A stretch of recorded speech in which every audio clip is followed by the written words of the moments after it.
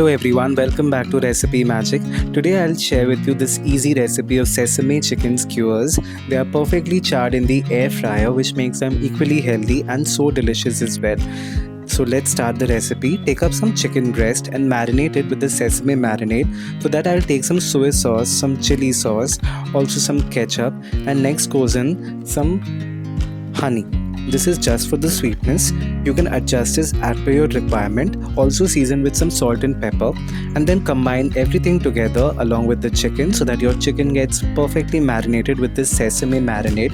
And once that's done, you just need to use some skewers and align these chicken, arrange them into the skewers. You can also add any veggies of your choice. This is totally up to you. It's the perfect summer season to make skewers. You can make them in the outdoor grill or in your grill pan. However, I love making it in the air fryer because it makes them perfectly charred and crispy, and also it's a healthy way of cooking these sesame chicken skewers. Just brush some olive oil on top and then just add some sesame seeds. Once you add these sesame seeds, they are going to get perfectly toasty in the air fryer and it's going to taste so delicious in the end.